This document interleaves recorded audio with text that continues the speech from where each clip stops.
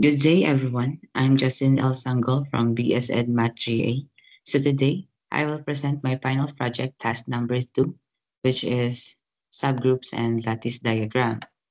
And this Cayley table that is being shown was verified as a group structure in task number 1. Based on this table, our next objective is to identify its subgroup and construct a corresponding lattice diagram. And a subgroup of a group is a subset of that is also in a group under the same operation as. This means that every element of H is in G. H must follow the group properties, which are closure, identity, and inverses.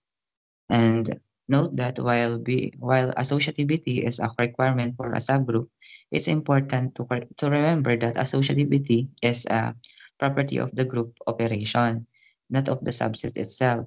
Since the larger group has already been shown to be associative, as proven in the previous task, any subset of that uses the same operation will automatically inherit this associativity property. And the following subgroups have been identified from the given group.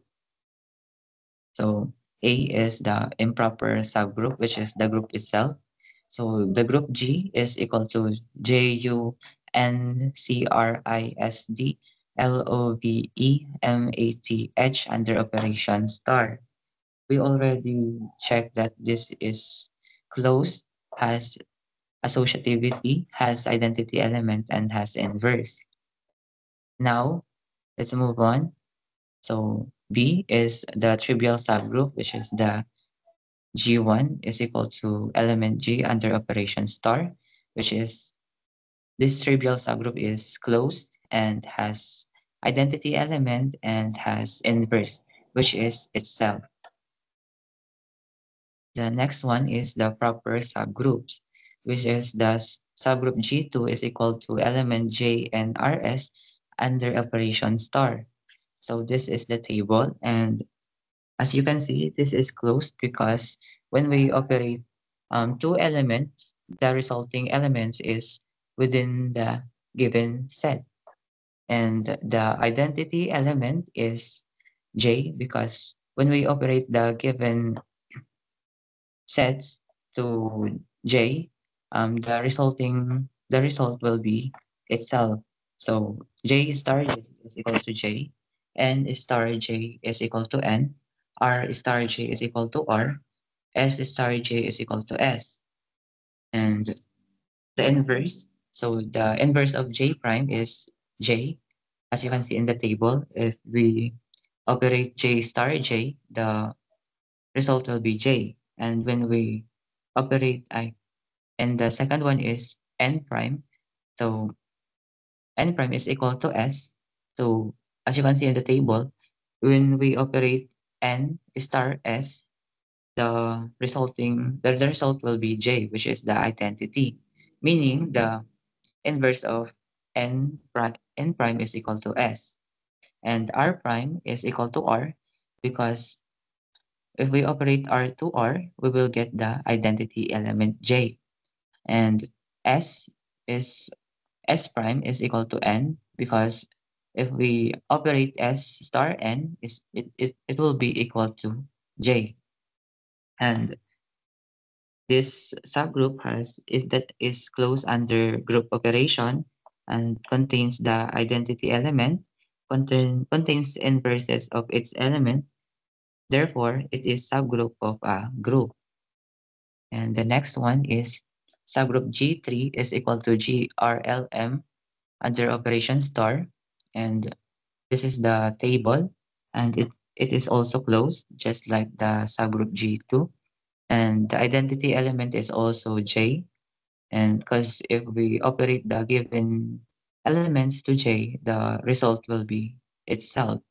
And the inverse element of J prime is equal to J, because if we operate J to J, the results will be J. And R prime is equal to R, because if we operate R star R, the the result will be J, and L prime is equal to L, because L star L is equal to J, which is the identity element, and M prime is equal to M, because if we operate M star M, the result will be J, which is the identity element. Therefore, it has this is closed under group operation, and it also contains the identity element. It also contains inverse of its element. Therefore, it is subgroup of a group. Also, just like G2. Next, G4. Subgroup G4 is equal to JROA under operation star. And this is also closed, as you can see in the table. And the identity element is also J. And the inverse element is of the inverse of element of J prime is equal to J, and R prime is equal to R, O prime is equal to O, A prime is equal to A, because if we operate A star A, is the result will be the identity element J. And therefore, I and since it is closed under group operation, and it contains the identity element, and it contains also the inverse of its element, um, subgroup G4 is a subgroup of a group. The next one is subgroup G5 is equal to GRVT under operation star.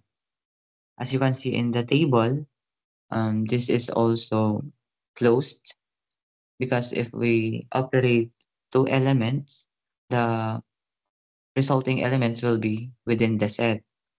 And the identity element also is J, and the inverse element of J prime is equal to J, because if we operate J star J, the result resulting element is J, and R prime is equal to R, because if we operate R to R, the resulting element is the identity itself, which is J, and V star V is equal to J also.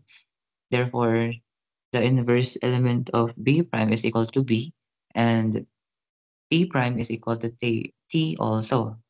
Since this is closed under group operation, and it contains the identity element and contains inverse of its element, subgroup G5 is a subgroup of a group. Next, which is the subgroup G6 is equal to GRVT. Um, just like the subgroup G2, G3, G4, G5, it is closed, and the identity element is J, and it has also inverse. Therefore, the subgroup G6 is a subgroup of a group. Now, let's move on to subgroup G7, which is equal to element J, R, N, C, R, S, D under operation star.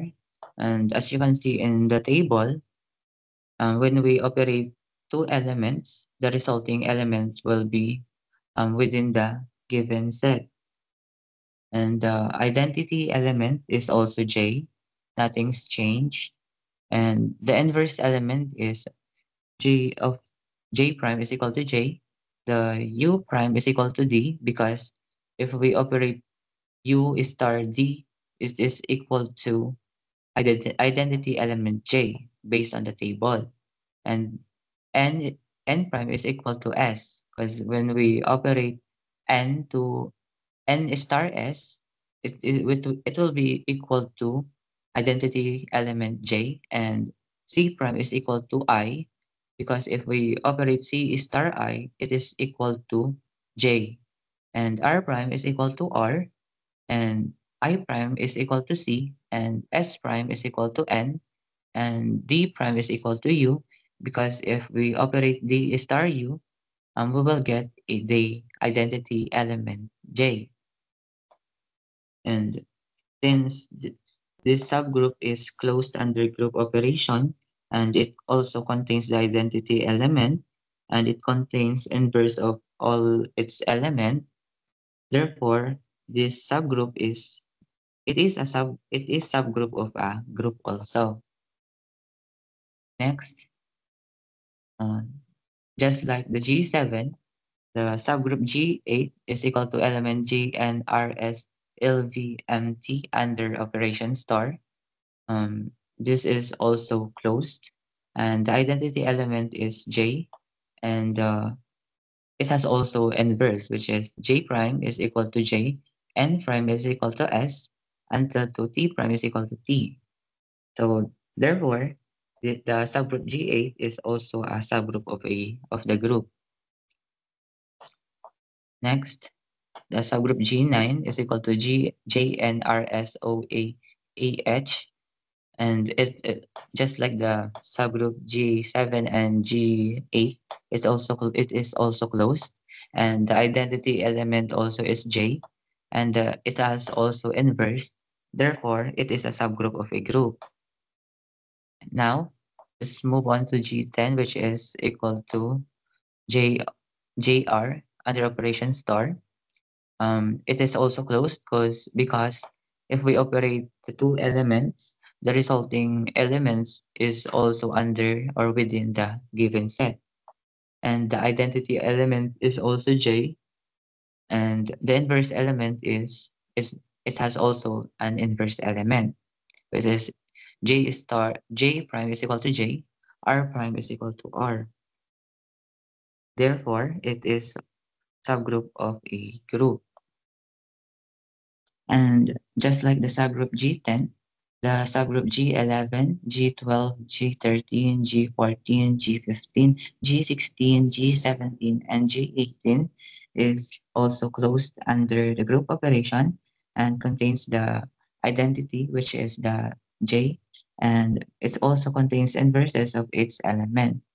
Therefore, the subgroup G11, G12, G13, G14, G15, G16, G17, and G18 is also a subgroup of a group.